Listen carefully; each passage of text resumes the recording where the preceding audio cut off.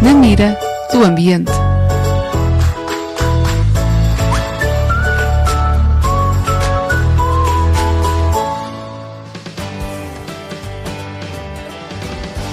À conversa com... Boa noite e bem-vindos à segunda emissão Na Mira do Ambiente. Eu sou a Joana Lima e comigo tenho Tiago Cruz e um convidado especial que vou apresentar dentro de momentos. E este programa é dedicado à informação e à sensibilização ambiental.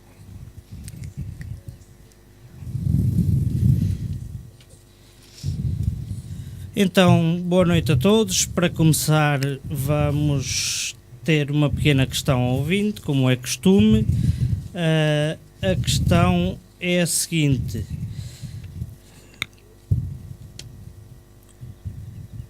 Hoje, se as emissões de carbono continuarem, pensa-se que a temperatura global aumente no final deste século.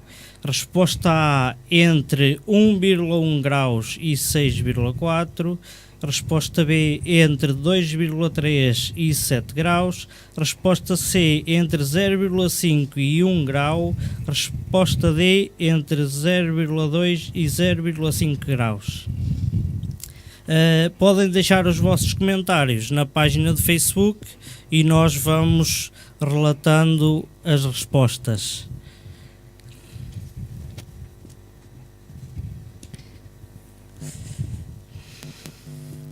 Hoje o programa terá um formato diferente da primeira emissão e, portanto, nós vamos passar à primeira rúbrica, à conversa com.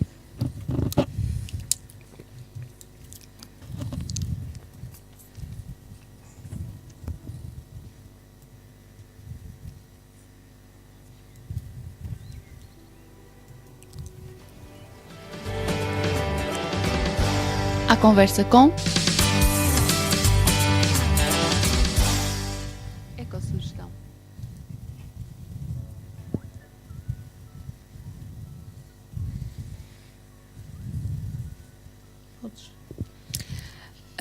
Hoje estamos muito bem acompanhados com o professor Ulisses Azeiteiro, professor associado com agregação do Departamento de Biologia da Universidade de Aveiro. Boa noite, professor Ulisses. Boa noite. E muito obrigada por ter aceito o convite de estar aqui hoje. Vou fazer uma breve apresentação do professor Ulisses, que é natural da Ermida, portanto aqui do Concelho de Mira. Atualmente é professor associado com agregação do Departamento de Biologia da Universidade de Aveiro, onde é investigador do Centro de Estudos Ambientais e Marinhos, mais conhecido por CESAM, coordenador da Unidade de Alterações Climáticas e Biodiversidade e diretor de curso de Biologia. Conta neste momento com mais de 230 trabalhos editados como autor e coautor, sendo a maioria relacionados com a temática alterações climáticas. E é por isso que estamos aqui hoje. Vamos falar um bocadinho sobre o seu trabalho e sobre as alterações climáticas. Então vou passar à primeira pergunta. Sei que possui licenciatura em Biologia e Geologia.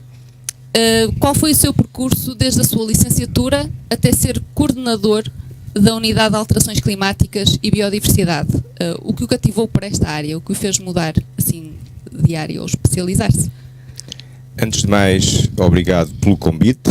Boa noite aos ouvintes. É um prazer estar aqui. É um prazer regressar a Mira, a minha terra, da qual tenho boas recordações. De facto, eu fiz a licenciatura em Ensino de Biologia e Geologia, mas no segundo ano tive a percepção muito clara que o que eu queria ser era professor universitário e queria fazer investigação. E desde o segundo ano que comecei a fazer trabalho de campo com os docentes que tinha.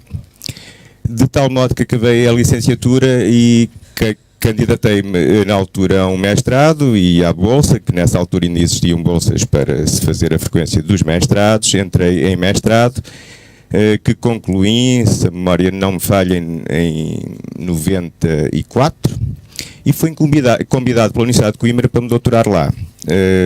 Saio de Aveiro, vou para Coimbra, onde obtenho o grau de doutor em 99, já em Biologia Marinha. E a partir daí faço toda uma carreira universitária na nossa Universidade Pública de Ensino à Distância, mas mantive a investigação localizada em Coimbra.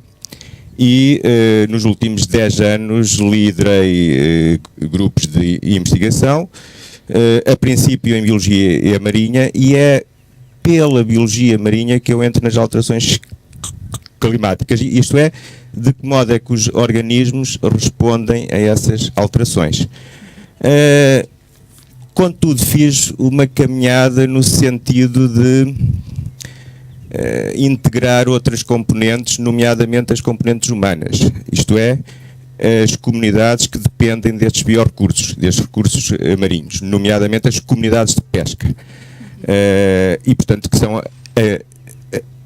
aquelas que em dimensões várias, isto é, porque também vivem na costa, vivem na zona costeira, e portanto são afetadas pelas dimensões da erosão, da transgressão, regressão, etc. E são afetadas pela deslocação de algumas espécies em latitude, e portanto acabei por me centrar muito nestas áreas: alterações climáticas, numa componente de biologia e ecologia das alterações climáticas, mas também enquanto recursos, que são recursos fundamentais para algumas comunidades que fazem a sua vida na dependência desses mesmos biorrecursos marinhos. Portanto, não foi algo que escolheu, acabou por ser algo que acabou por ser escolhido para a área. Pode-se dizer que sim, é uma caminhada de ciência, é um percurso universitário que acaba por ser natural, no meu entendimento, e que me conduziu a certa altura, em dimensões várias, como já expliquei, mas sempre nesta questão das alterações climáticas. Exatamente. Pronto, então, para fazermos uma introdução a esta temática das alterações climáticas, eu gostaria que elucidasse os ouvintes do que é que são as alterações climáticas e porque é que muitas das vezes são referenciadas como alterações globais. As alterações climáticas têm dimensões várias, mas há duas muito significativas, que é o aquecimento global e os eventos extremos, que são eventos meteorológicos que são cada vez mais frequentes e mais intensos, nomeadamente em algumas geografias. Alterações climáticas sempre existiram. Basta lembrarmos do ótimo medieval, o ótimo climático medieval, a razão pela qual os vikings foram para a Groenlândia, a Islândia, etc. Tivemos as interglaciações. O que se passa hoje em dia é que há uma dimensão acrescida, que é a dimensão antropogénica, e o efeito estufa, pela libertação dos gases de efeito de estufa, que estão ou criaram um problema de dimensão global, porque é planetário,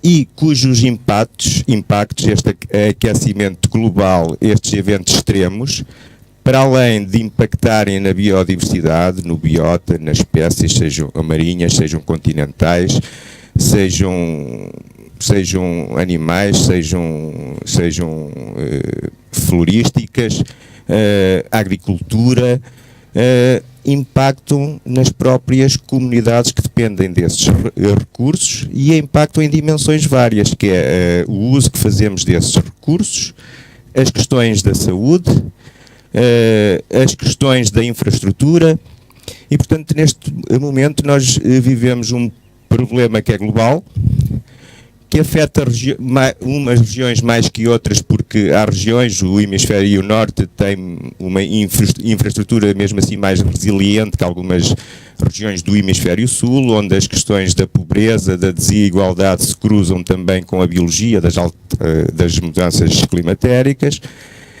Mas basicamente aquilo que se passa é que este aumento de temperatura tem levado os ecossistemas e os sistemas a disrupções com impactos tremendos no uso que fazemos deles e na nossa própria sociedade e as suas dinâmicas de consumo, de estar, etc. Exatamente. Então como estava a falar do aumento da temperatura. Fala-se muito do aumento da temperatura global. Quais são as suas consequências? Eu sei que existem bastantes, mas quais são as mais fortes? As consequências são várias. Eu posso falar em algumas ou aquelas que eu penso que serão mais perceptíveis para os ouvintes. Uma delas é a deslocação em latitude de muitas espécies, quer marinhas, quer espécies continentais e mesmo, por estranho que possa parecer, de espécies florísticas. E este deslocamento em latitude, por exemplo, se pensarmos nas pescas, faz com que espécies que eram pescadas a uma determinada latitude, vamos supor aqui a latitude entre Figueira e Aveiro, hoje em dia sejam mais escassas e possam estar a ser encontradas mais a norte. E estarmos a encontrar agora nestas latitudes espécies cujo ótimo ecológico era mais a sul. E por vezes aquilo que se passa é que as espécies que agora aparecem podem não ter valor económico, nem cultural. Pense na sardinha. E portanto, um dos impactos que se percebem muito claramente é esta deslocação em latitude de algumas espécies que vão à procura do seu novo ótimo ecológico. E na agricultura isto vai ter problemas imensos, porque estas mudanças têm consequência na biologia reprodutiva de muitas espécies, a altura da floração, todo um conjunto de questões biológicas que faz com que alguns recursos que sempre contamos com eles numa determinada área, possamos não os encontrar de futuro. Exatamente, porque as condições ótimas acabam por ser diferentes, exatamente, naquele local. Exatamente. Pronto, e então, o que é que acontecerá às espécies do hemisfério norte, portanto, do polo norte, acabam por desaparecer, se calhar, por acabar por se extinguir, porque se vai subindo sempre. Para já há um fenómeno muito interessante, Joana, que é aquilo que designamos em inglês o mismatch fenológico, que é o desencontro da biologia alimentar de espécies que constituem uma sequência alimentar ou uma cadeia alimentar, que é, sei lá, alguns consumidores primários dependem, a certa altura, de ter uma biomassa de microalgas para se alimentar, fito. E o que sucede é que, por força de haver alterações nos ciclos de vida de uns e de outros, neste momento acontecem o que os brasileiros chamam de desacoplamentos. Não encontro outro termo, que é, por vezes, o nível que vai alimentar o nível seguinte aparece muito cedo ou muito tarde. E quando o nível seguinte precisa de alimento, ou ele já apareceu muito cedo ou ainda não apareceu. E, portanto, temos grandes perturbações nas cadeias alimentares. E existe também alguma assincronia espacial, que é estas movimentações em latitude, faz com que algumas espécies que se iriam alimentar em determinadas áreas, em determinadas alturas, possam chegar lá e o seu alimento ainda não ter chegado, chegar demasiado tarde, ou então estar noutro sítio. Noutro local. Portanto, haver uma assincronia para além da temporal, da fenológica, que eu já referi, haver uma assincronia espacial. E, portanto, nós temos grandes problemas nas cadeias alimentares. Acaba por haver diminuição das populações, então. Neste caso dos ecossistemas marinhos, acaba por afetar a componente. Você tem o zoo, tem peixes planctívoros, tem peixes carnívoros e o pescado é um recurso alimentar e económico. E, portanto, estas perturbações nas cadeias alimentares acabam por se repercutir nestes níveis superiores, que são os níveis que nos servem enquanto recursos económicos e alimentares. Exatamente. Só interromper um bocadinho. Boa noite ao Domingos, à Patrícia Domingos Patarra. Boa noite aqui do Luxemburgo para todos os cidadãos mirenses. Um forte abraço ao professor Ulisses Azeiteiro do conterrâneo ermidense José Patarra. Saúde a todos Boa noite, José. Boa noite também para a Inês Mourão. Boa noite, malta, diz a Inês. Grande programa hoje. A Inês é uma das pessoas que ajuda na produção do programa, dos conteúdos. A Lourdes diz: boa tarde, abraços do Brasil. Realmente no Brasil é boa tarde, aqui já é boa noite. Alda Oliveira, boa noite, bom programa. Boa noite, Alda. Vamos continuar. Então vamos continuar para a próxima pergunta. Lá está. Alguns destes fenómenos iam ocorrer naturalmente. Se não fossem as alterações climáticas, alguns destes fenómenos iam acontecer naturalmente, só que se calhar num tempo, portanto, num período de tempo mais alargado, não? Estas consequências. Como eu já referi antes, alterações climáticas sempre existiram. É um fenómeno natural. E, portanto, nós temos registros por indicadores, porque registro das temperaturas só temos a partir do século XIX, mas nós temos maneira de, por indicadores, ter um conhecimento dessas variações, mesmo antes de existirem registros, sei lá, os cores dos gelos polares, que ao gelar da geologia, os sedimentos marinhos, a dendrocronologia, portanto, alterações climáticas sempre existiram, só que sempre existiu, e este planeta, a biosfera, caracteriza-se por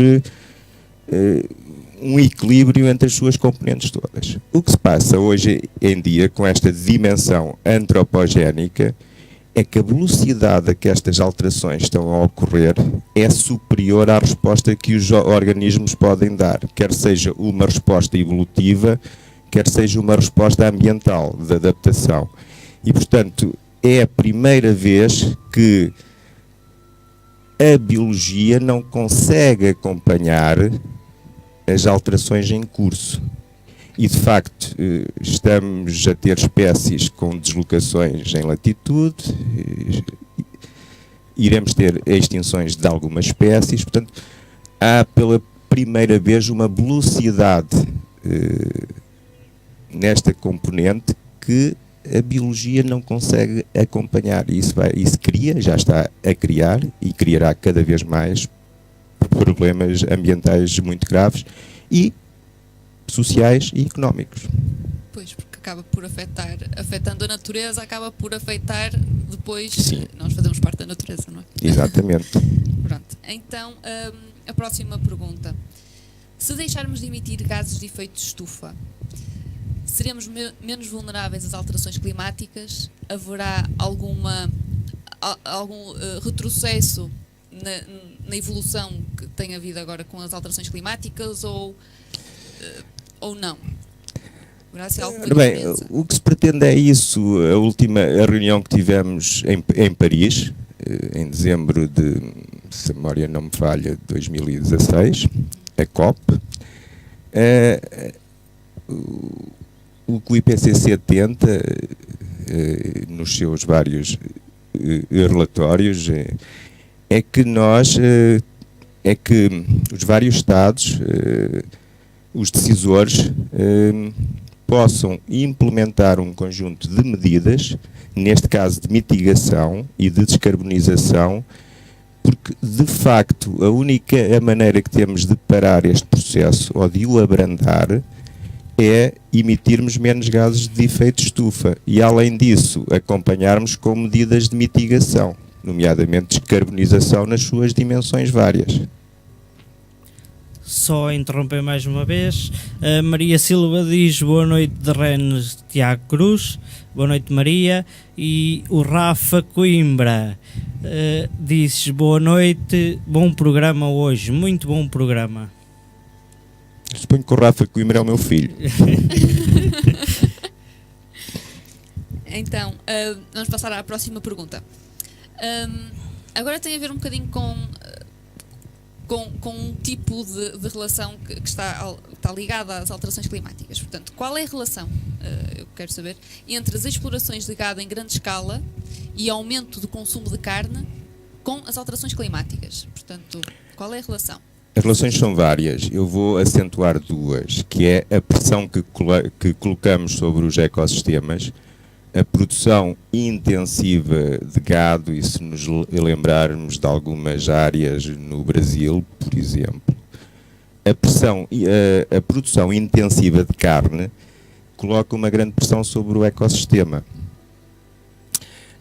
Depois há uma outra dimensão, coloca uma grande pressão sobre recursos desse próprio ecossistema, nomeadamente as necessidades de água para produzir gado. A desmatação para ter áreas de produção intensiva de gado. Desmatação, a utilização de água, com uma dimensão que também não é desprezível, que é a própria produção de alguns gases por essas, dado o número ou os efetivos que são produzidos nessas áreas, que são áreas enormíssimas, com produções de facto impressionantes. E, portanto, a pressão sobre o ecossistema, que é alocar a própria área, que passa pela desmatação, a agressão ao solo, o seu uso intensivo, a necessidade enorme de água para termos uma produção de proteína animal. E, portanto, há outras questões que eu não queria alongar-me sobre elas, mas eu acho que estas são fáceis de entender. E, portanto, o grande problema, mas qualquer produção intensiva tem problemas. A da proteína animal, a produção de gado, é um problema que assenta na quantidade de recursos que nós temos que ter para a produção de X biomassa de carne. Então pensa que deveremos todos nos tornar vegetarianos ou veganos? Pois, eu para isso não tenho resposta. A resposta que eu posso dar é que nós devemos procurar a informação e devemos ter a informação disponível, e é por isso que estes programas como aquele que tu fazes aqui é importante. Nós devemos providenciar a informação e os indivíduos devem aceder à informação de modo a fazer escolhas conscientes. E, portanto, a resposta que eu te posso dar à questão que me colocas, que tem dimensões que eu não quero entrar, é que nós temos que fazer escolhas conscientes. E temos que fazer escolhas conscientes sabendo que os recursos são finitos. E que temos que os preservar e que temos que deixar uma situação ecológica que permita às gerações que nos seguem ter recursos suficientes para permanecerem. Se calhar é encontrar um equilíbrio, não é? Se calhar é tentar encontrar um equilíbrio. Na sua opinião, as alterações climáticas tiveram algum peso nos incêndios de 15 de outubro de 2017? Estas questões agora que me estás a colocar são todas difíceis.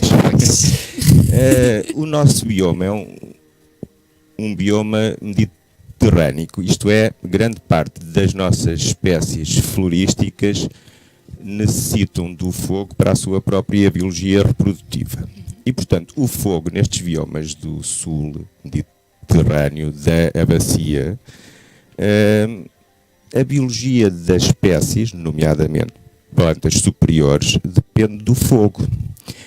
O que é que se passa? O que se passa é que nós estamos a falar de uma situação desproporcionada, que é em que, de facto, as alterações climáticas, dias consecutivamente muito quentes, é certo com uma componente que tem a ver com a gestão do território, que tem a ver com as espécies invasoras, exóticas, etc. Tudo aqui, a resposta que me pedes não é fácil, porque gestão territorial, espécies invasoras,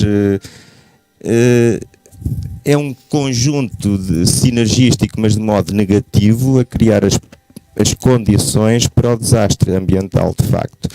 E nesse aspecto a pergunta tem uma resposta afirmativa. Naturalmente que as condições climáticas que temos experienciado nestes meses de verão e no ano passado, nomeadamente, acabam por agravar esses fenómenos e a própria ecologia do fogo.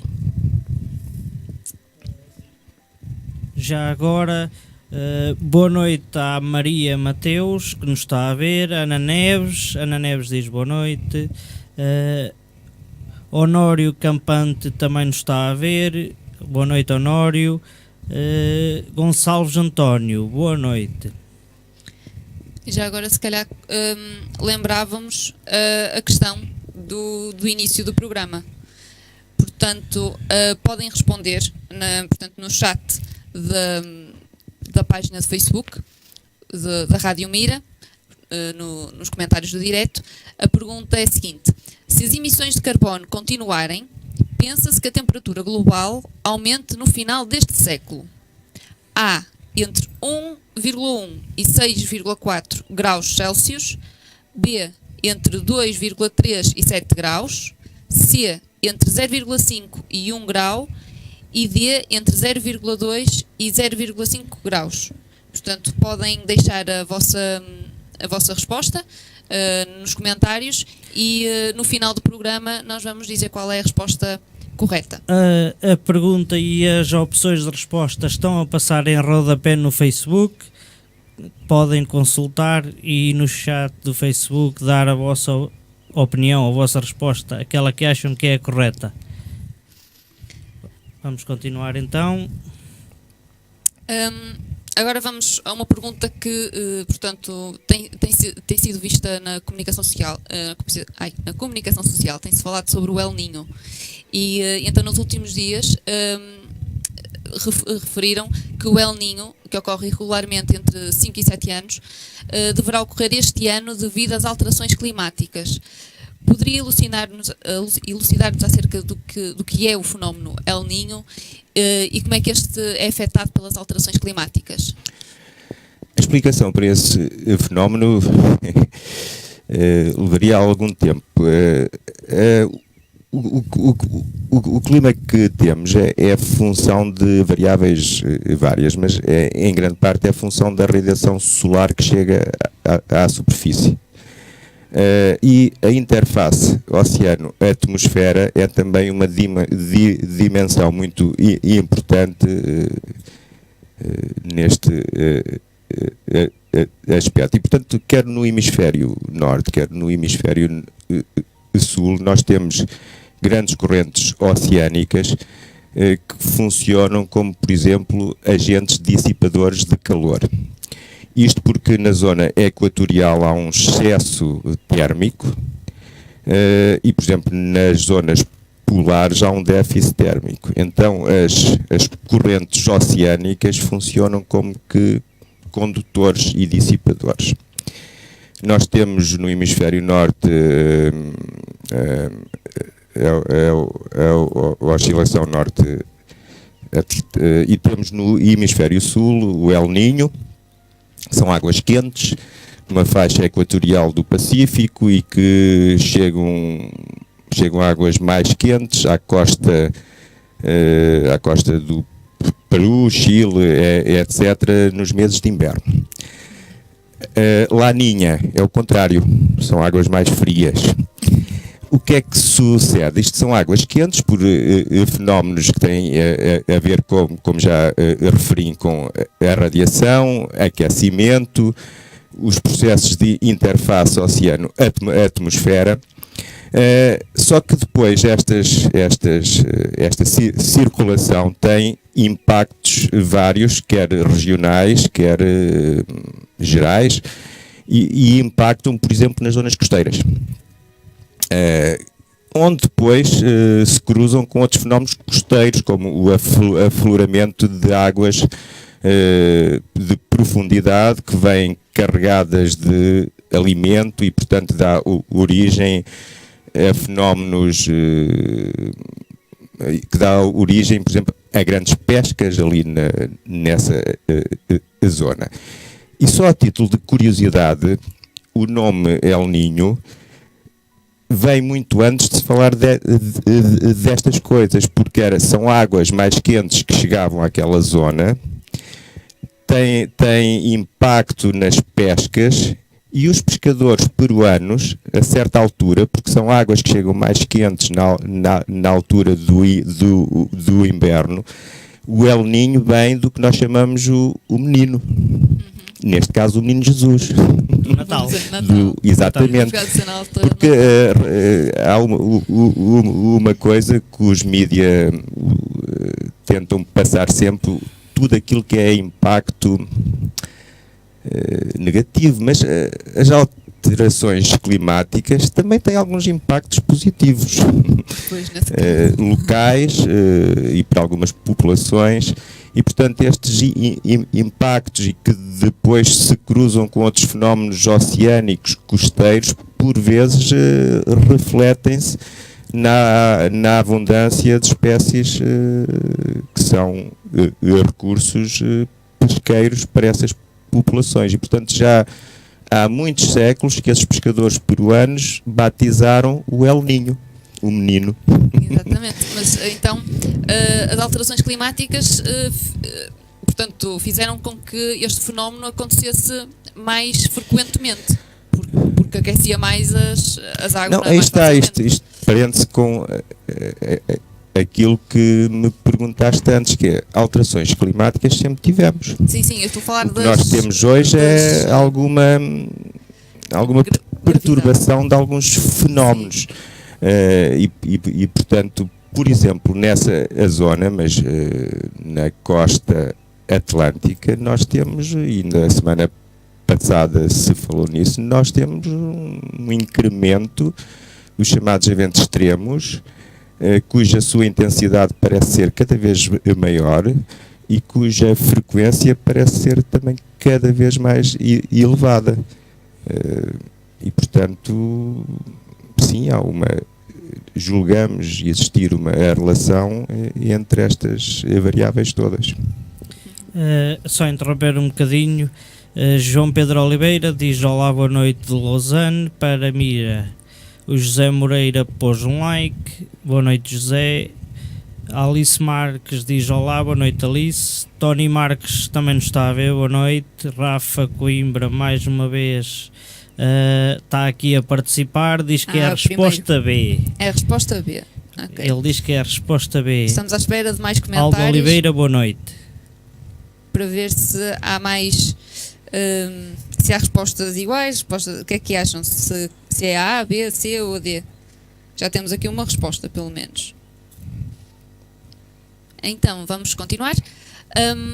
De todos os trabalhos que realizou, agora mais a nível pessoal, todos os trabalhos que realizou, há algum que mereça destaque? Algum que destaque não, assim? Mas função do nosso percurso científico, há áreas que a certa altura nos apaixonam mais que outras e que nos despertam mais uma paixão maior. No ano passado, por exemplo, com colegas brasileiros, publicámos um paper sobre a questão das doenças vectoriais, zicas, dengues, malárias, etc., que fundamentalmente é isto. As doenças vectoriais caracterizam-se por terem um vetor, os mosquitos, por exemplo. E o que se passa é que alguns desses vetores estavam confinados a zonas equatoriais. Com o aumento das temperaturas, esses vetores têm condições de ocupar nichos ecológicos mais a norte. E nós estamos a assistir à migração também para norte em latitude de algumas doenças vectoriais. E essa é uma área interessante, porque é a charneira entre estas questões, a biologia e a saúde. Exatamente. E, portanto, são áreas particularmente interessantes e com impacto em termos de saúde pública, etc. E esta é acaba por ser uma investigação tão rápida, não é? A evolução é tão rápida que tem que estar sempre, portanto,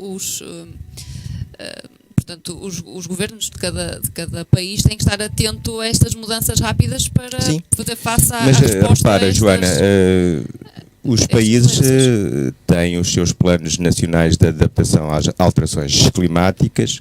Os municípios deveriam ter, e muitos têm, os seus planos municipais de adaptação às alterações climáticas, e, portanto, há um conjunto de instrumentos, quer nacionais, quer municipais, quer supra-regionais,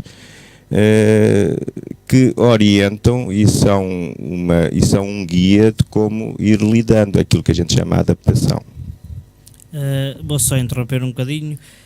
A Susana Lima diz boa noite, tentando responder à pergunta do programa de hoje e sem saber realmente a resposta. Aposto na resposta A. A temperatura da Terra até o final deste século e com a continuação das emissões de carbono subiria entre 1,1 a 6,4 graus. Continuação de bom programa. Boa noite, Susana. José Oliveira aposta na resposta A. Aldo Oliveira, boa noite, estou a ver Mira. Mariana Coimbra, a resposta A também. Ana Bring está-nos a ver, boa noite. Lúcia Oliveira, boa noite, estou a ver o programa, boa noite, Lúcia. E boa noite ao João Bica também, que também está a ver. Portanto, temos 3 respostas A para já e uma resposta B. Para já são as respostas que nós temos. Então, a próxima pergunta. Na sua perspectiva, qual é a percepção que as pessoas têm relativamente às alterações climáticas? Estão elucidadas sobre este assunto? Pensa que não sabem, portanto, todas as consequências e a gravidade da situação? Pensam que é algo natural? Pensam que é algo artificial? Há relatórios produzidos pela União Europeia que dão a resposta a isso. Contudo, nós temos conduzido alguma investigação junto de populações escolares e populações escolares do ensino superior, em que vamos precisamente avaliar ou tentar perceber os conhecimentos que eles têm e as percepções que eles têm. O panorama não é de facto muito bom ou muito interessante. Os estudos que temos feito mostram que há uma necessidade de levar este conhecimento às escolas. E neste momento falo de escolas pré-universitário. Há uma necessidade de, nos conteúdos universitários, também levarmos este tipo de conhecimentos. O último estudo, por exemplo, que conduzimos, em que eu estive envolvido, foi um estudo em que comparámos os conhecimentos de populações escolares universitárias em Portugal, no México e em Moçambique. Força de diferentes contextos culturais e políticos, e também sociais e políticos, as respostas que tivemos entre estudantes mexicanos, estudantes portugueses e estudantes moçambicanos foi muito diversa. Mas aí há todo um condicionamento cultural e provavelmente todo um percurso escolar que também é diferenciado nestas 3 geografias. O que é comum, ou o que foi comum neste estudo que publicámos no ano passado, da literacia climática em Portugal, México e Moçambique, é a evidência de que há uma necessidade, de facto, de trabalharmos mais este conhecimento, disponibilizá-lo e levá-lo às pessoas. Deixa-me só interromper um bocadinho já agora. Todas as pessoas que nos estão a ver e a ouvir podem colocar questões através do chat do Facebook ao professor Ulisses. Já agora a Liliana Azeiteiro diz beijinhos, mano, e mete ali um smilezinho. Carlos Moço e a Luciana Botas também nos estão a ver, boa noite. E a Karina Panhão também, boa noite. Vamos Portanto, sejam continuar à com a vontade entrevista. para fazer perguntas. E para responder à pergunta. E para responder à pergunta. Mas Está a também passar em podem fazer rodapé no perguntas. Facebook, E eu ia pode fazer responder. eu ia fazer uma pergunta e tu interrompeste-me agora, já não sei qual era. Dentro ainda, portanto, desta questão, alguma, portanto, como é que eu ia dizer? Há alguma questão que acha mais problemática, portanto, que as pessoas, por exemplo, não saibam que se as alterações climáticas são naturais, são artificiais, portanto, se há alguma, em termos de respostas que foram dadas, se acha que há alguma, portanto, alguma resposta que devia ter sido dada como certa, pensava que toda a gente ia saber e que de facto não souberam responder corretamente, ou assim, houve alguma resposta que o tivesse surpreendido pela negativa? Pela negativa, Sim. fiquei surpreendido porque esperava que os conhecimentos destas populações escolares, que são aquelas que trabalhei e que trabalhamos, fosse maior. Até porque é uma informação que está nos mídia, nem sempre da maneira mais adequada. É um tema que é atual. O que é surpreendente pela positiva, portanto, nós aquilo que fizemos nas várias geografias que referi foi a aplicação de um questionário nas universidades. Aquilo que é muito interessante e que nos dá e que me permite ser otimista para o futuro é quando lhes perguntávamos então o que é que pode ser feito, como lidar com isso, que necessidades é que tem. De um modo geral, estes 3 grupos de estudantes universitários referem que gostariam de ter mais informação. Ou seja, eles sentem uma necessidade de estar melhor informados. Mais informação e informação de mais qualidade. E isso é um indicador muito bom, que é as pessoas têm a percepção que a informação que têm pode não ser suficiente e pode não ser a melhor, de qualidade científica boa, e as pessoas respondem que gostariam de ter mais informação, o que me leva a uma outra dimensão que eu acho particularmente interessante, que é as questões da participação. Eu falei há pouco dos planos municipais de adaptação às alterações climáticas. A definição desses planos municipais deveria passar sempre por processos participativos, em que as pessoas se sintam envolvidas, que tenham a informação e que possam participar na sua definição, nomeadamente naquelas que podem ser as medidas e estratégias de adaptação. Porque as populações só efetivamente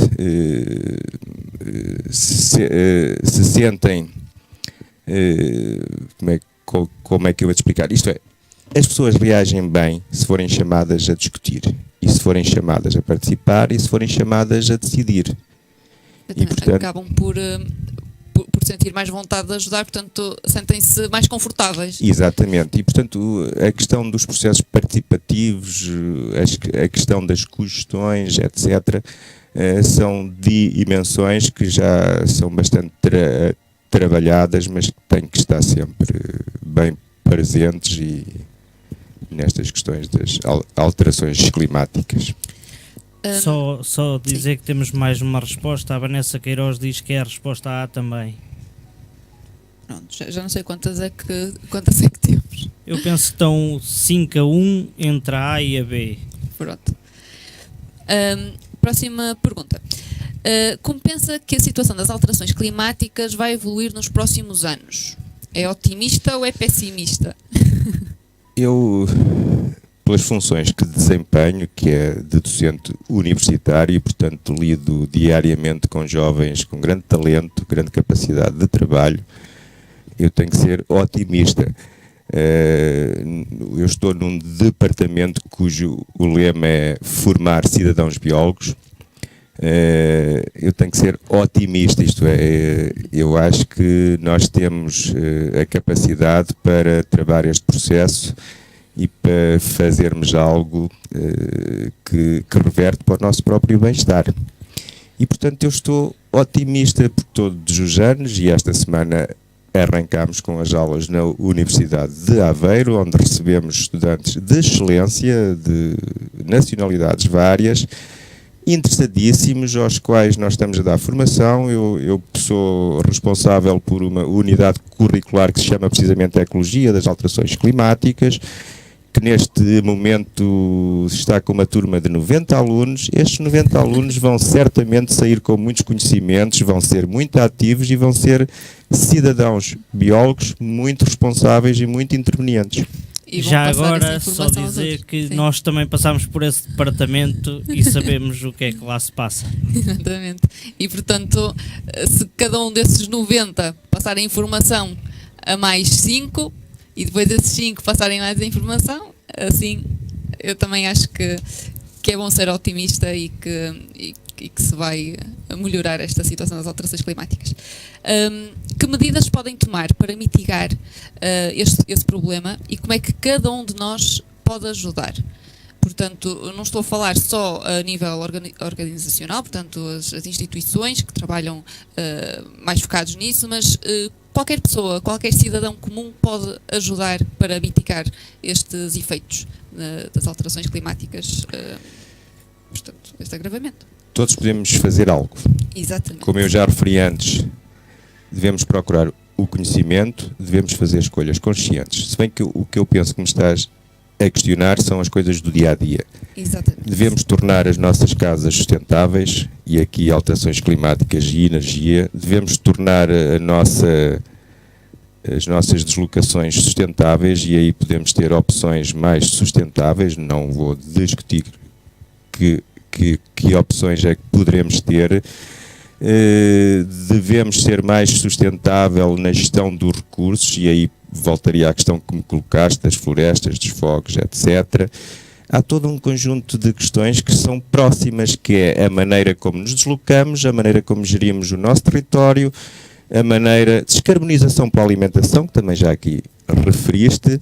Há todo um conjunto de pequenas coisas que nós podemos fazer, que todas somadas, todas sinergísticas, acabam por ir constituindo um conjunto significativo de medidas mitigadoras, de processos de descarbonização, e de facto todos nós podemos fazer algo. E penso que vocês, com mais propriedade que eu, poderão dar essas dicas nestes programas. Sim, nós temos uma rúbrica que se chama precisamente Ecossugestão, em que damos uma sugestão de como de forma sustentável fazer pequenas coisas em casa e ajudar o meio ambiente. Já agora só dizer boa noite à Beatriz Henriques, ao Fernando Teixeira, ao Humberto Santos e à Elisa Rigota, que também nos estão a ver e a ouvir. Eu neste momento já não consigo ver nada, porque isto parou, já não consigo saber quem é que aqui está. Eu vou falando. Maria Isabel Simões também põe um like. Eu vou dando as novidades do Facebook. Já agora vou relembrar a questão, ela está a passar em rodapé, mas vou relembrá-la. A questão de hoje é: se as emissões de carbono continuarem, pensa-se que a temperatura global aumente no final deste século. A, entre 1,1 e 6,4 graus, B, entre 2,3 e 7 graus, C, entre 0,5 e 1 grau e D, entre 0,2 e 0,5 graus. Nós já temos algumas respostas, já acho que 5 responderam a A. Maioritariamente a A, sim. E 1 a B. E uma pessoa a B. E uma pessoa a B. Que, portanto, se não me engano, o filho do professor Ulisses. Mas eu vou ver, espera aí. Próxima pergunta, então. Já está a acabar. As perguntas já estão a terminar. Que medidas... não, portanto, por acaso até a última mesmo. Pensava que faltavam 2, mas vamos mesmo para a última, para a questão final. No futuro, o que é que gostaria de fazer que ainda não fez? Pode ser a qualquer nível. Pode ser a nível das alterações climáticas, de profissional, pessoal, qualquer coisa. O meu futuro é mais curto que o vosso. Contudo, o meu passado é mais tenso que o vosso. Eu retomo a primeira questão. Eu doutorei-me em Coimbra, permaneci muitos anos na nossa Universidade Pública de Ensino à Distância, uma experiência enriquecedora. Fiquei em Coimbra, acabei por ficar desde 95 até 2016 na componente de investigação e regressei à minha casa, porque foi lá que iniciei, a casa pela qual tenho um carinho imenso e que me recebeu também com um carinho igualmente imenso. E, portanto, eu regressei à minha alma mater, onde me sinto muito, muito bem. Uma casa de perfeita excelência, e aqui volto à questão anterior, que me permite lidar todos os anos com jovens interessadíssimos, ansiosos de conhecimento e que vão com certeza ser cidadãos ativos, intervenientes, responsáveis. Sinto-me realizado, é isso que eu quero dizer, e portanto a minha expectativa para o futuro é continuar a poder contactar todos os anos com estes jovens que vêm para a Universidade de Aveiro à procura de conhecimento e que vão ser futuramente os decisores, os técnicos, vão ser o nosso futuro para um futuro melhor. Portanto, aliás, eu julgo que vocês também saíram da Universidade de Aveiro. Nós Exatamente, portanto, são um bom nós exemplo do que eu acabei de dizer. Também saímos da Universidade de Digamos Aveiro, assim. Adília Santos também nos está a ver boa noite. Fernando Teixeira deixa um like. José de Jesus Fresco também está na nossa companhia. Portanto, terminou a nossa entrevista. Muito obrigada, professor Ulisses, pela disponibilidade de ter cá vindo hoje e pela esclarecedora entrevista e falou em vários pontos importantes. Muito obrigada e parabéns pelo seu excelente trabalho e continuação de um excelente trabalho com os seus alunos e também como investigador e coordenador e diretor do curso de Biologia. Vamos passar para a próxima rúbrica. O professor vai continuar connosco até ao final do programa. Vamos passar à nossa próxima e última rúbrica, a ecossugestão.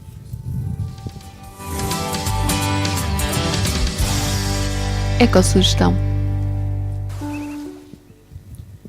Então, como ecossugestão desta semana, temos...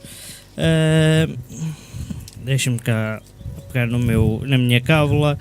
Temos a dizer que ao cozinhar deve-se aproveitar o calor residual, isto é, desligar o fogão uns minutos antes dos alimentos estarem completamente prontos, antes de estarem completamente cozidos, porque fica um calor residual no fogão, no bico e nas próprias grelhas e no próprio tacho em si, também deixa um calor residual, sobretudo se o fogão for elétrico, a placa vitrocerâmica também ajuda nesta parte. Outra dica relacionada com a poupança de energia é colocar a tampa nas panelas ou tachos, sempre que possível. A temperatura no interior vai subir mais rapidamente e aí deixa ficar mais calor no interior do tacho, não deixa sair o calor e os alimentos cozem mais rápido. Mas se a água do tacho começar a verter, uma boa questão, quando se põe a tampa normalmente ferve e deita fora. A solução é fácil, coloca-se uma colher de pau entre a tampa e o recipiente. Isto faz com que haja saída de calor e a água não entre em ebulição, por exemplo. Alguma coisa a dizer? Pronto, estamos a chegar ao fim do nosso programa. Boa noite a todos. De hoje a 15 dias estaremos cá novamente. Portanto, agora temos a resposta à pergunta inicial. A pergunta inicial é: se as emissões de carbono continuarem, pensa-se que a temperatura global aumente no final deste século? E a resposta correta é a A. Parabéns a todos que responderam a A. É entre 1,1 e 6,4 graus. Segundo estudos, pensa-se que esta temperatura, portanto, que a temperatura global do planeta Terra vai aumentar entre 1,1 e 6,4 graus até ao final deste século. É uma situação preocupante se pensarmos nas consequências que advêm deste aumento de temperatura. portanto, o melhor é sermos mais conscientes, tal como o professor Ulisses falou, e reduzir ao máximo a nossa pegada ecológica. Já agora, lembro que este sábado se assinala o Dia Europeu Sem Carros e, portanto, acho que esta entrevista não foi nada fora de sentido, portanto faz todo sentido fazer esta entrevista sobre alterações climáticas nesta altura, e então deixamos um desafio aos ouvintes, que é este sábado não utilizar o carro. A não ser que seja mesmo Sim, preciso. mas o desafio é não utilizarem o carro. Eu não sei quais são as condições meteorológicas para sábado, não sei quais são as previsões, mas se tiver bom tempo, aproveite para dar um passeio a pé com a família, com os amigos, ir ao café a pé ou de bicicleta. Tentem não usar o carro. Se estiver a chover, há sempre alguma coisa para fazer em casa, normalmente, portanto, há sempre para entreter ou alguma coisa pendente, e, portanto, usem a vossa imaginação e tentem não utilizar o carro. É um desafio que eu vos deixo. Antes de acabarmos a emissão, o José de Jesus disse: Bonjour à toutes, la plage de Mira, Coimbra, Portugal, de Jesus Fresco. O Rui Mesquita diz hello, o Rui está no GB do Canadá, ele não diz, mas eu sei quem é. Boa noite, Rui. O José Moreira faz uma pergunta: qual a previsão para a instalação dos mosquitos transmissores da dengue em Portugal? Há alguma previsão? Não há previsão? Não tenho a resposta, Tiago. Pronto, ok. Não há resposta. Professor Ulisses, se quiser deixar alguma mensagem final. Agradeço o convite uma vez mais. Obrigado por este momento. Espero que a minha presença tenha preenchido as vossas melhores expectativas e os maiores sucessos para ambos, quer no programa, quer para as vossas vidas profissionais e pessoais. Obrigado. Obrigado. Obrigada a nós. Só dizer, antes de irmos embora, temos aqui amanhã uma especial grande entrevista pelas 21 horas com a Banda Palma, com os cantores Paula Soares, Alexandra Mamacita, Marco Rafeiro e Nestinho. A não perder pelas 21 horas aqui na Rádio Mira, amanhã. Obrigada a todos os ouvintes e ao professor Ulisses, claro, pela sua presença. E podem deixar as vossas opiniões e sugestões sobre o programa na página da Rádio Mira ou na página do Cian Mira. Até à próxima emissão, espero que tenham gostado e não se esqueça que com o Cian Mira, conhecer é proteger.